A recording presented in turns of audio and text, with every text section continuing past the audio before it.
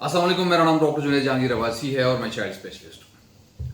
आज हम बात करेंगे बच्चों में खून की कमी पर। बच्चों में खून की कमी बहुत कॉमन है।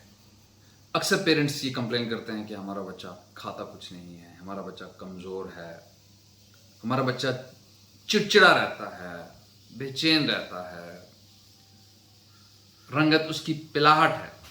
और जब हम गौर से देखते हैं तो एक्चुअली खून की कमी होती है। पाकिस्तान में हर तीसरा बच्चा खून की कमी का शिकार है। सबसे पहले खून की कमी की वजूहात का जानना जरूरी है कि खून की कमी होती क्यों है।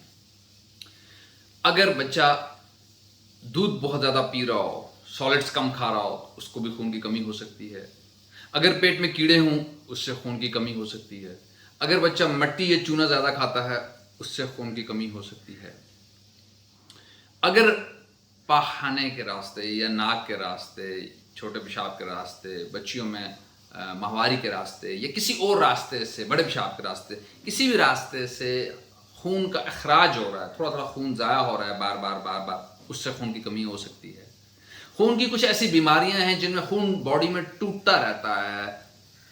हर 2 हफ्ते बाद, हर महीने बाद खून टूटने का अमल रहता है। जैसे थैलासीमिया हो गया, उससे खून की कमी हो सकती है।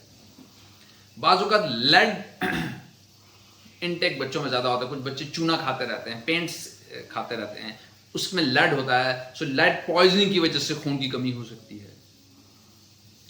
बाजुकात जो हड्डी का गूदा है वो सही काम नहीं कर रहा होता, बोन मैरो जिसको बोलते हैं, जो फैक्ट्री है जहां खून ने बनना है, वो फैक्ट्री सही काम नहीं कर रही होती, उससे खून की कमी का शिकार होते हैं। बाजुकात जिगर की कुछ ऐसी बीमारियां हैं जिसमें बच्चे खून की कमी का शिकार हो जाते हैं।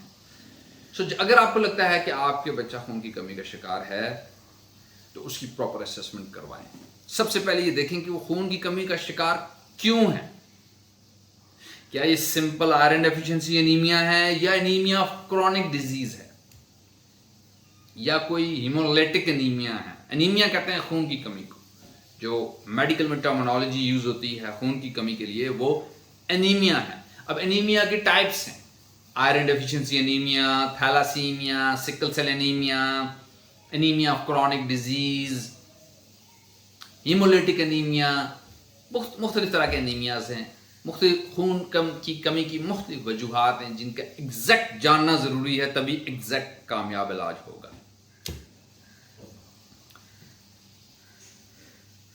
बहुत सारे पेरेंट्स खुद से बच्चों को खून बनाने की दवाई देते रहते हैं और फिर आके हमें बताते हैं कि डॉक्टर साहब खून की दवाई 3 माह दी है, बच्चे का खून नहीं बन रहा।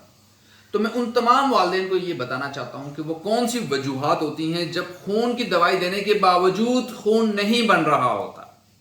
उसमें सबसे पहले ये है कि कंप्लायंस का इश्यू, कि क्या बर वक्त डेली बच्चा लेता रहा है आयरन, क्या उसकी डोज ठीक थी, बहुत कम या बहुत ज़्यादा डोज तो नहीं थी, क्या जो आयरन उसको देते रहे हैं वो जज़ब भी होता रहा है, एब्जॉर्ब भी होता रहा है, कोई मैल एब्जॉर्प्शन तो नहीं चल रही थी बच्चे को।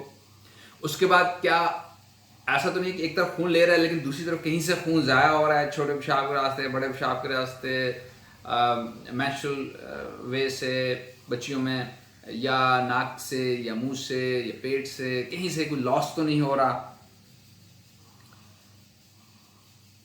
ये भी देखना बहुत ज़रूरी है कि ऐसा तो नहीं है कि खून की दवाई तो ले रहा है लेकिन साथ साथ अंदर ही अंदर कोई इन्फेक्शन चली जा रही है जो जिसकी वजह से वो फ़ायदा नहीं हो रहा, कोई इन्फ्लेमेटरी बाउल डिजीज चल रही है जिसकी वजह से खून लेने से फ़ायदा नहीं हो रहा।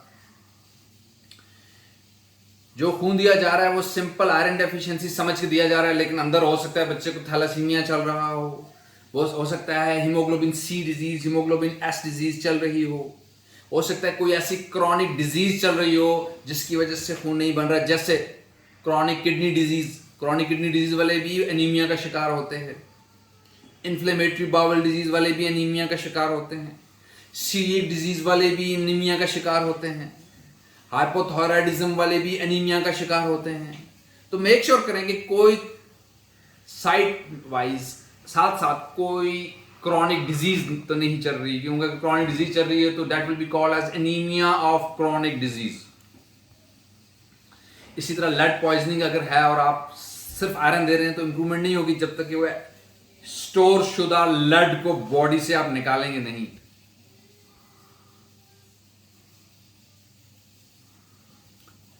अब बात करते हैं कि अगर बच्चा खून की कमी का शिकार है और वालिदैन को पता नहीं लगा तो क्या क्या नुकसान हो सकता है। एक, बच्चा वजन नहीं बढ़ेगा, उसका कद नहीं बढ़ेगा, उसकी ग्रोथ अच्छी नहीं होगी, उसका रंग पीला होगा, उसको भूख नहीं लग रही होगी और वह चिड़चिड़ा होगा।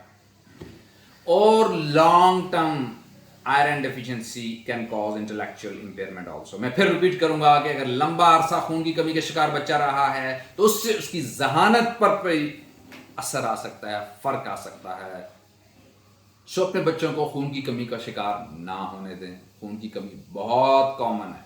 एक ऐसी माँ जो अपने बच्चे को सिर्फ दूध ही पिलाती जा रही है, वो बच्चे भी खून की कमी का शिकार हो जाते हैं। एक ऐसा बच्चा जो बहुत ज्यादा जंक खाता है, वो भी खून की कमी का शिकार हो जाते हैं। सो प्लीज अपने बच्चों की सेहत का ख्याल रखें, उन पर नजर रखें, उनके नॉर्मल कलर को पहचानें, खून की कमी की अलामात को पहचानें और खून की कमी की वजूहात को पहचानें, दुरुस्त वक्त पर दुरुस्त इलाज करवाएं, तो आपके ये फूल और कलियां महकते रहेंगे और आने वाले दिनों में आपके लिए, अपने मुआशरे के लिए और इस मुल्क के लिए एक रोशन मुस्तकबिल लेके आएंगे। थैंक यू एंड जज़ाकल्लाह।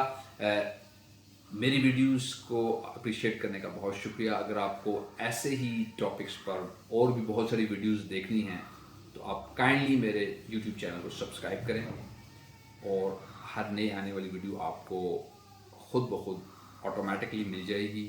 और बिलीव मी, मेरी ये कोशिश है कि मैं वालिदैन की ज़िंदगियों को आसान बनाऊं, क्योंकि बच्चों के मामलात आए दिन लगे ही रहते हैं।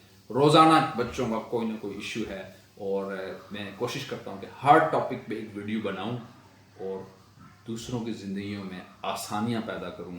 आप भी इस आसानी को दूसरों के साथ शेयर करें और अल्लाह ताला आपकी ज़िंदगी में भी आसानी पैदा करेगा। Thank you so much.